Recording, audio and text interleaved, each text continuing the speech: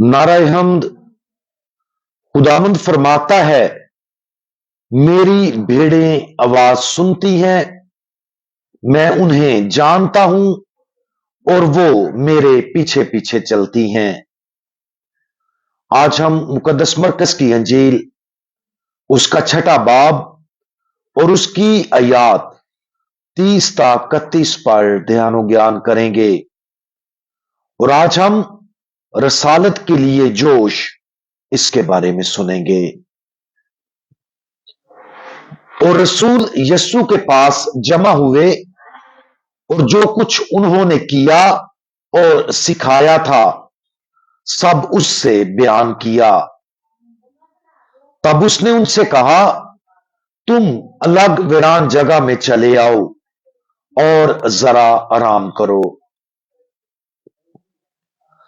जब कोई शख्स पहली बार कोई अच्छा और बामानी काम करता है तो यह एक यादगार लम्हा होता है। जब बच्चा पहली बार चलता है तो वालिदैन खुश होते हैं। जब हम हाई स्कूल या कॉलेज से फारगुल तहसील होते हैं तो फख्र का फितरी एहसास उभरता है। शादियां, बच्चे की पैदाइश, कहानत का सैक्रामेंट और बहुत से दूसरे अहम वाकयात किसी नए और तकमील के आगाज की निशानदही करते हैं।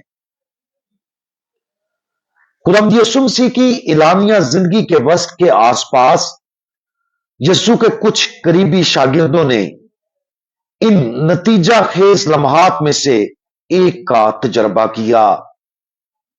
खुदावंद यीशु मसीह ने 12 को हुक्म दिया कि वो दो दो करके बहुत से शहरों और देहातों में तौबा की मुनादी करें।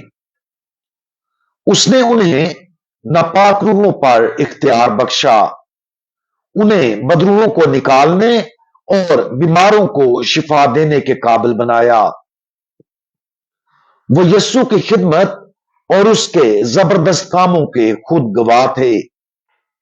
लेकिन इस मिशन के दौरान पहली बार उन्होंने उसके नाम पर आजादाना तौर पर काम किया और उसके इलाही इख्तियार को इस्तेमाल किया। यह यकीनन एक हैरत अंगेज तजर्बा रहा होगा जिसने उनके ईमान को गहरा और मजबूत किया और खुदावंद यीशु मसीह के मिशन में उनके किरदार की समझ में इजाफा किया। आज की अंजील मुकद्दस रसूलों के मिशन से वापसी का जिक्र करती है। हम तसव्वुर कर सकते हैं कि उनमें से हर एक उन सब के बारे में जो उन्होंने किया और किस तरह खुदा की ताकत उनमें और उनके जरिए काम करती थी, कहानियां सुनाना चाहता था। इसी वजह से खुदावंद यीशु मसीह ने उन्हें दावत दी कि वो एक वीरान जगह पर चले जाएं और कुछ देर आराम करें। इस जज्बाती और रूहानी तवानाई को देखते हुए जो उन्होंने हासिल की थी, इस दावत को मुमकिन तौर पर पुरजोश तरीके से हासिल किया गया था। अगरचे दावत मुखलसाना थी, लेकिन खुदावंद यीशु मसीह की 12 रसूलों की तश्कील मुकम्मल नहीं हुई थी।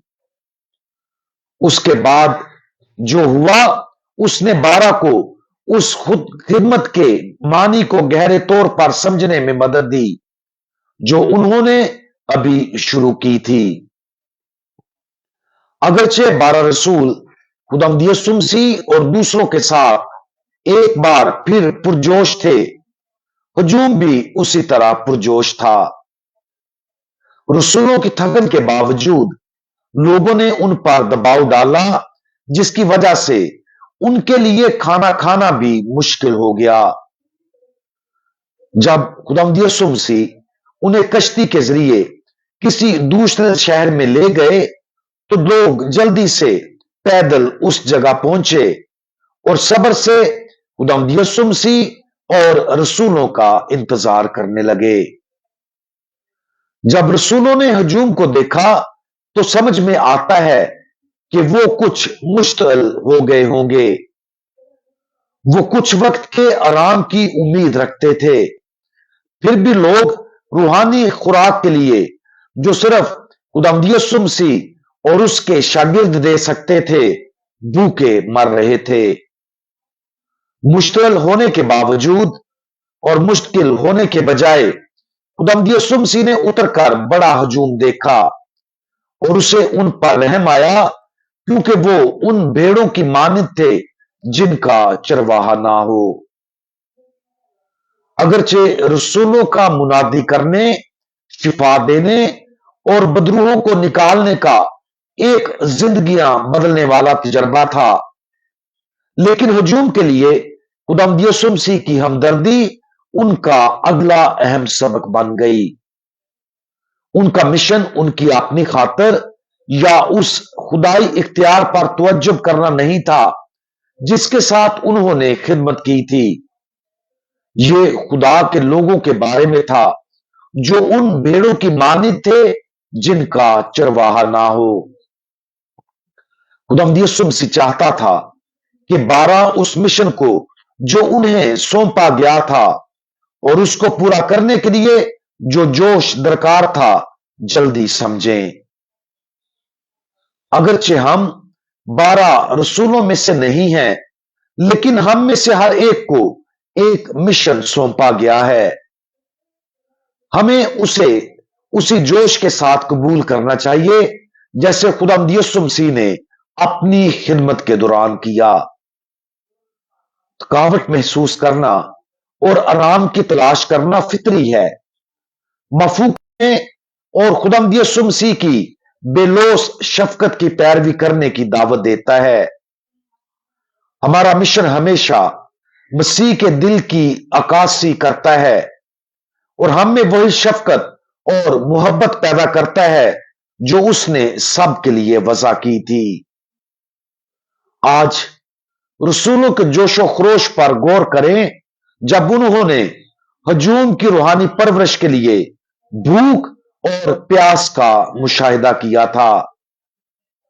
اپنے محبت برے خدمت کے مشن پر غور کریں، خواہ یہ ہمارے دوستوں، خاندان، برادری یا کلیسیا کے لیے ہوں۔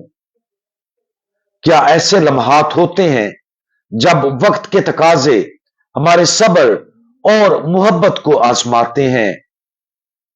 ایسے اوقات میں ہمدردی کو فروغ دینے کی کوشش کریں جس کا نمونہ خداوند یسوع مسیح کے 12 رسولوں خداوند یسوع مسیح نے 12 رسولوں کو دیا تھا۔